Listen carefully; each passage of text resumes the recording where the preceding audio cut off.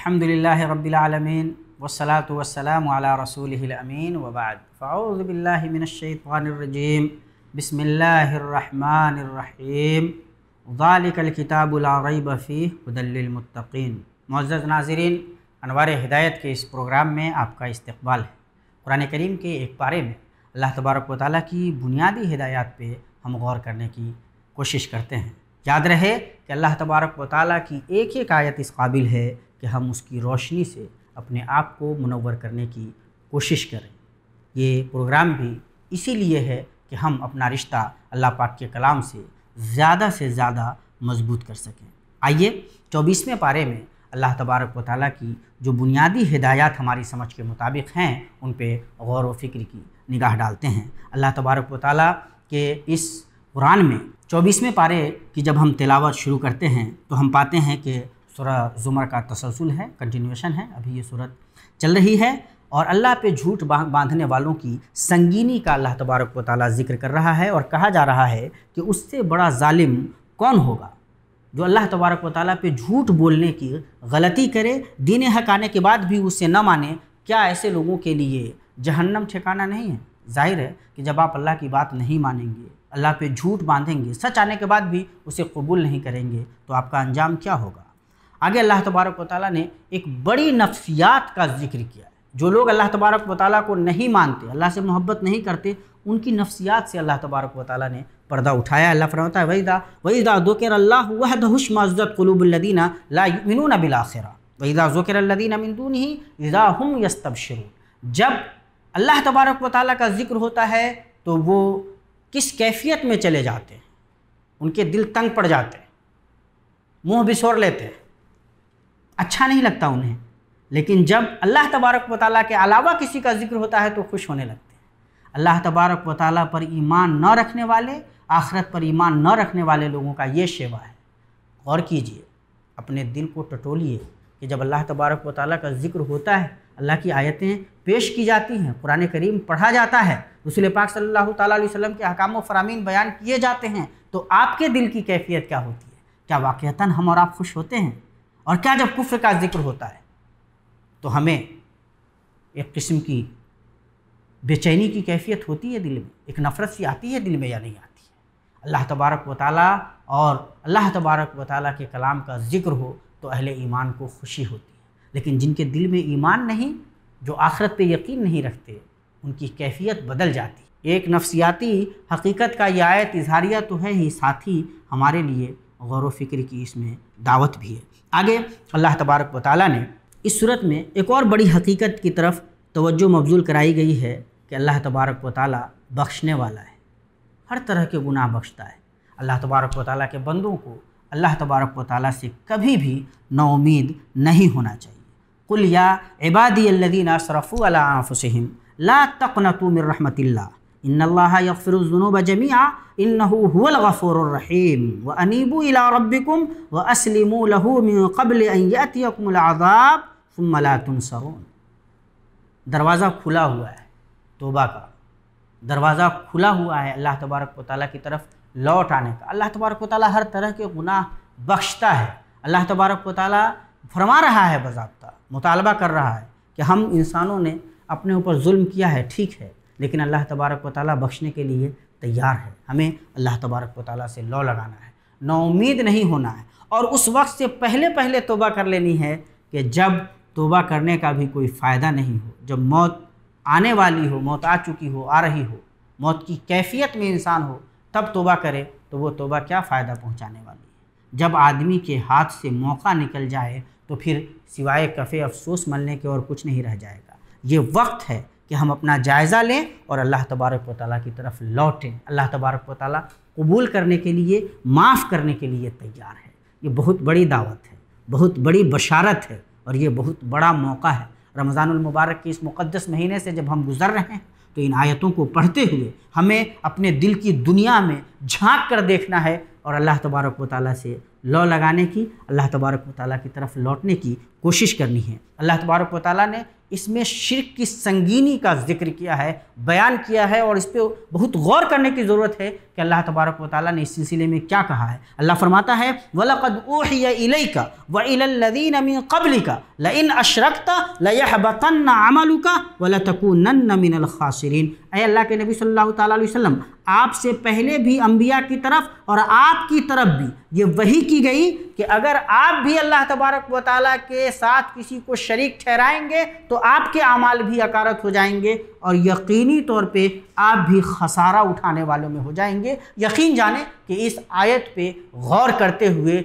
इंसान की कैफियत बदल जाएगी कि अगर अंबिया से भी ला क़द्दर अल्लाह, ज़ाहिर है कि वो ये गुनाह नहीं करेंगे, लेकिन इस गुनाह की संगीनी के ज़िक्र में अल्लाह तबारक व तआला फरमा रहा है कि बफ़र्ज़ महाल अगर आप लोगों से, अंबिया से भी और तमाम नबियों की तरफ अल्लाह तबारक व तआला ने ये वही की है कि अगर उनसे भी ये गलती सरजद हो जाए तो उनके भी अमाल अकारत हो जाएंगे और वो भी नुकसान उठाने वालों में हो जाएंगे। सोचने वाली बात है कि जब कैफियत अंबिया की ऐसी होगी तो जो लोग अंबिया के मकाम के नहीं हैं उनका क्या होगा। जाहिर है कि अंबिया ये गलती नहीं करने जा रहे, अल्लाह तबारक व तआला उन्हें महफूज करता है, लेकिन ये संगीनी हमें अपनी तरफ खींचती है, हमारी तवज्जो मबजूल कराती है और हमें बहुत ज़्यादा गौर करने की ज़रूरत है इन आयात पे।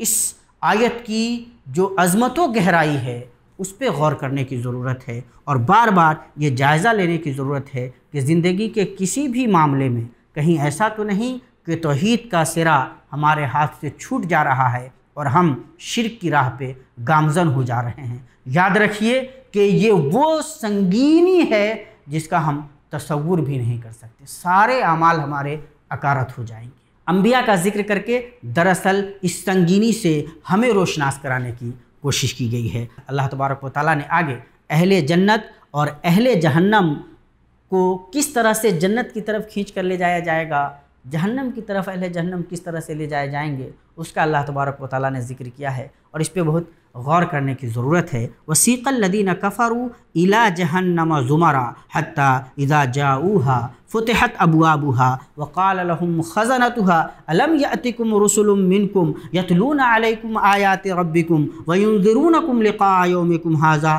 क़ालू बला वलाकिन हक़्क़त कलिमतुल अज़ाबि अलल काफ़िरीन। जब जहन्नम की तरफ उनको ले जाया जाएगा जमात दर जमात, तो जहन्नम के दारोगा पूछेंगे क्या तुम्हारे पास रसूल नहीं आए थे, हक़ाइक़ बयान करने के लिए नहीं आए थे। उस वक्त लोग कहेंगे आए तो थे लेकिन हमने ही कबूल नहीं किया। तो आज मौका है कबूल करने। कल जहन्नम में जाने से पहले आज पूरी इंसानियत के लिए ये मौका है कि अल्लाह तबारक व तआला की ये हिदायत कुरान करीम मौजूद है, अल्लाह तबारक व तआला का ये पैगाम ज़िंदा पैगाम मौजूद है, इसे कबूल कर लें, इसके मुताबिक ज़िंदगी बसर कर लें और जहन्नम से अपने आप को बचा लें। अहले जन्नत जब जन्नत की तरफ जमात दर जमात ले जाए जाएंगे तो वहाँ भी अल्लाह तबारक व तआला के फ़रिश्तों से उनकी गुफ्तगू होगी और जो कैफियत होगी वह अहले ईमान के लिए बहुत ही खुशकुन है। बार बार इन आयात पे गौर भी करना चाहिए और अपने जज्बे को और भी ज़िंदा करने की कोशिश करनी चाहिए। अल्लाह फरमाता है वसीक़ल लज़ीना तक़ौ रब्बहुम इलल जन्नति ज़ुमरा हत्ता इज़ा जाऊहा व फुतिहत अबवाबुहा क़ाल लहुम ख़ज़नतुहा सलामुन अलैकुम तिब्तुम फ़दख़ुलूहा ख़ालिदीन व क़ालू अल्हम्दुलिल्लाहिल्लज़ी सदक़ना वअदा व औरथनल अर्दा नतबव्वअ मिनल जन्नति हैथु नशा फ़निअम अज्रुल आमिलीन। देखिए जन्नत वालों का क्या मंज़र होगा। फ़रिश्ते कहेंगे आहा आइए, आपका इस्तक़बाल है, बड़े अच्छे लोग हैं आप लोग, आप पे सलामती हो। और ये जब जन्नत की चीज़ें मिलेंगी, नेमतें मिलेंगी तो अल्लाह पाक का शुक्र अदा करेंगे कि अल्लाह तबारक व तआला ने वादा पूरा किया, जहाँ चाहें जन्नत से हम अपना ठिकाना बना लें। तो हमें ये गौर करना है कि इन दोनों ग्रोहों में हम कहाँ खड़े हैं, हमारे अमाल कैसे हैं और हमें कल क़यामत के दिन किस तरह के मंज़र से दो चार होना है। इस पे बहुत ज़्यादा बार बार गौर करना है और अपने आप को उन अहले ईमान से जोड़ने की, उनके अमाल से जोड़ने की कोशिश करनी है। फिर इसमें सूरा गाफिर है और इसका दूसरा नाम सूरा मोमिन भी है। इसमें तौबा की अहमियत व कबूलियत का अल्लाह तबारक व तआला ने बयान फरमाया है और बयान फरमाया है कि जो लोग ईमान वाले हैं और तौबा करते हैं उनके लिए फ़रिश्ते दुआ करते हैं। अल्लाह अकबर। उनके लिए अल्लाह तबारक व तआला से फ़रिश्ते दुआ करते हैं। अल्लाह तबारक व तआला कि फ़रिश्ते अल्लाह तबारक व तआला से ईमान वालों के लिए और तौबा करने वालों के लिए दुआ करते हैं। क्या मकाम हो सकता है? इन आयत पे गौर कीजिए, इन आयत पे बार बार सोचिए और अपना जायज़ा लीजिए कि क्या आप ईमान वाले हैं, हम ईमान वाले हैं, और कोई गुनाह हो जाता है तो क्या हम तौबा करने वाले हैं? अगर ऐसे हैं तो देखिए हमारे लिए फ़रिश्ते अल्लाह तबारक व तआला से किन किन अज़मतों की दुआ कर रहे हैं। आगे अल्लाह तबारक व तआला ने आगे इस बारे में बार बार जिदाल का जिक्र हुआ है, और इसमें दरअसल इस पे बहस मुबाहिसा के सलीक़े क्या हों, तरीक़े क्या हों, जिदाल क्या है, इस पे काफ़ी गौर करने की ज़रूरत है। आले फ़िरौन के क़िस्से में भी जिदाल की अहमियत वाज़ेह होती है और मालूम होता है कि ईमान वाला किस हमदर्दी से लोगों को ईमान की तरफ, हक़ की तरफ बुलाता है और किस तरह से उन्हें समझाता है। और जो दुआत इल्लाह हैं, अगर वो इन पे गौर करेंगे, जो लोग अल्लाह की तरफ लोगों को दावत देते हैं, तो उन्हें ये बसीरत भी हासिल होगी। और दरअसल दावत की राह में इन बसीरतों की बहुत ज़्यादा अहमियत है। साथ ही यहाँ फ़िरौन का, हामान का, उनके किब्र का भी जिक्र हुआ है, और फिर उनके किब्र के बाद उनका अंजाम क्या हुआ उसका भी अल्लाह तबारक व तआला ने ज़िक्र किया है। अल्लाह तबारक व तआला के सबसे बरगुज़ीदा बंदे अल्लाह तबारक व तआला के अंबिया हैं, अल्लाह तबारक व तआला के भेजे हुए रसूल हैं। अल्लाह तबारक व तआला ने उनमें से बाज़ का जिक्र किया और बाज़ का जिक्र नहीं किया। इससे समझ में आता है कि ज़िक्र की इंसान के नाम की कोई अहमियत नहीं है, काम की अहमियत है, आमाल की अहमियत है, इंसान के किरदार की अहमियत है। वलक़द अरसलना रुसुलन मिन क़ब्लिका मिनहुम मन क़ससना अलैका व मिनहुम मन लम नक़्सुस अलैक व मा काना लिरसूलिन अन यातिया बिआयतिन इल्ला बिइज़्निल्लाह। सोचिए, गौर कीजिए कि जब अल्लाह तबारक व तआला ने बहुत से नबियों का जिक्र नहीं किया तो इस जिक्र की, किसी नाम की क्या अहमियत है। और साथ ही जायज़ा लें हम और आप कि हमारा अमल कैसा है। नाम रहे न रहे कुछ असर पड़ने वाला नहीं है, और ऐसे भी नाम कब तक रहने वाला है? जब ये दुनिया ही ख़त्म होने वाली है तो नाम की क्या हैसियत है। आगे सूरह हामीम सजदा है, जिसका दूसरा नाम सूरह फुस्सिलत भी है। इसमें कुरान करीम का जिक्र है और मुआनिदीन कुरान करीम को पढ़ करके क्या रवैया अपनाते हैं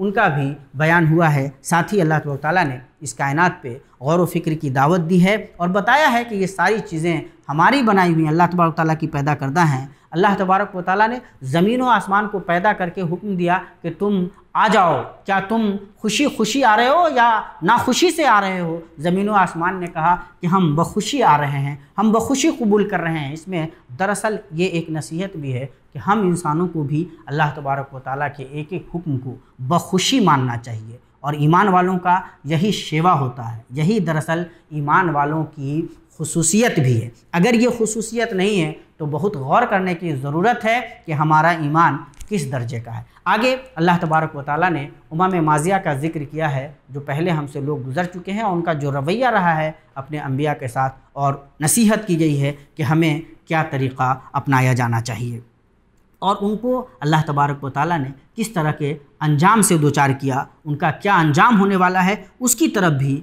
अल्लाह तबारक व तआला ने इशारे किए हैं। आयत में बहुत गौर करने की ज़रूरत है कि कल क़यामत के दिन उनके ख़िलाफ़ ख़ुद उनके अपने आज़ा व जवारह गवाही देंगे, उनके अपने जिस्म के अपने आज़ा, ये सारे उनके ख़िलाफ़ गवाही देंगे। इंसान हैरान व परेशान होकर अपने आज़ा व जवारह से कहेगा कि तुम भी हमारे ख़िलाफ़ बोल रहे हो, तुम्हें ये बोलने की सलाहियत किसने दे दी? और ये आज़ा व जवारह कहेंगे कि उसने बोलने की सलाहियत दी जिसने हर एक चीज़ को बोलने की सलाहियत दी है। गौर करने की बात यह है, जिन जिस्मों के आज़ा को खुश करने के लिए, उनकी ख्वाहिशों की तकमील के लिए हम और आप गुनाह कर रहे हैं, यही आज़ा हमारे ख़िलाफ़ खड़े हो जाएंगे।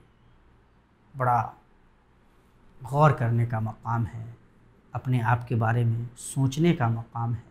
हमारे ख़िलाफ़ ख़ुद हमारे आज़ा न गवाह बन जाएं, उससे डरने की ज़रूरत है, अमाल का तोशा लेने की ज़रूरत है, तक़वा को अपनाने की ज़रूरत है। फिर आगे अल्लाह तबारक व तआला ने इस बारे में बयान फरमाया है कि दाई इल्लाह जो होते हैं, जो अल्लाह की तरफ लोगों को बुलाते हैं, उनका तरीक़ा क्या होता है, उनके औसाफ़ क्या होते हैं, उनके अखलाक कैसे होते हैं, वो क्या रवैया अपनाते हैं। वमन अहसनु क़ौलन मिम्मन दआ इल्लाह व अमिल सालिहन व क़ाल इन्ननी मिनल मुस्लिमीन। वो सबसे अच्छे लोग हैं, उनसे अच्छी बात किसकी हो सकती है? जो अल्लाह की तरफ लोगों को बुलाएं, नेक अमाल करें और कहें कि हम मुसलमान हैं। तो जो लोग भी लोगों को नेकी की तरफ बुलाने का काम करते हैं वो बड़े खुशनसीब लोग हैं। उनसे अच्छी किसी की बात नहीं हो सकती। वला तस्तविल हसनतु वला सय्या, बुराई और भलाई बराबर नहीं हो सकती। इदफा बिल्लती ही अहसन, बुराई को भलाई से दूर करने की कोशिश करनी है, नेकियां बढ़ानी है, अच्छाइयां फैलानी है ताकि बुराइयां कम हो जाए। ये तरीक़ा अपनाना है। बुराई को बुराई से मिटाने की कोशिश कामयाब नहीं हो सकती। फ़इज़ल्लज़ी बैनका व बैनहु अदावतुन कअन्नहु वलियुन हमीम, जब हम नेकी के रास्ते से, भलाई, नरमी, मोहब्बत के रास्ते से बुराई को दूर करने की कोशिश करेंगे तो जो हमारा दुश्मन है वो भी दोस्त बन जाएगा, उस पर भी हकीकत खुल जाएगी। तो दावत की राह में इन अखलाक की बड़ी अहमियत है, इन औसाफ को अपनाने की बड़ी ज़रूरत है। और हम जब कुरान करीम पे, इन आयात पे गौर करते हैं और अल्लाह के नबी सल्लल्लाहु अलैहि वसल्लम की सीरत का मुताला करते हैं तो हमें समझ में आता है कि अल्लाह के नबी सल्लल्लाहु अलैहि वसल्लम की सीरत मुबारका से कैसे लोग तेज़ी से बदलते चले गए, आपके गर्वेदा होते चले गए, और आपके इन औसाफ़ व कमालात ने कितना ज़्यादा असर डाला लोगों पर, और किस तरह से वो लोग अहले ईमान से, अहले ईमान के करीब हो गए, ईमान से करीब हो गए। आगे अल्लाह तबारक व तआला ने कुरान करीम की अज़मत बयान की है और बतलाया है कि इस कुरान के ख़िलाफ़ बातिल की कोई भी कोशिश कामयाब नहीं हो सकती। ये कुरान अल्लाह तबारक व तआला का कलाम है और महफूज कलाम है। जो लोग ईमान वाले हैं उनके लिए ये कुरान रोशनी है, हिदायत है, और जो लोग ईमान वाले नहीं हैं, कबूल करने के लिए तैयार नहीं होते, दरअसल उनके अंदर अंधापन पाया जाता है, बहरापन पाया जाता है। अगर वो आँख खोल लें, कान खोल लें और सुने तो उनके लिए ये कुरान हिदायत है। अल्लाह तबारक व तआला से दुआ है कि अल्लाह तबारक व तआला हमें इन बुनियादी सच्चाइयों पे अमल करने की तौफीक दे। अक़ूलु क़ौली हाज़ा वस्तग़फ़िरुल्लाह ली व लकुम व लिसाइरिल मुस्लिमीन फ़स्तग़फ़िरूहु इन्नहु हुवल गफ़ूरुर रहीम। अस्सलामु अलैकुम व रहमतुल्लाहि व बरकातुहू।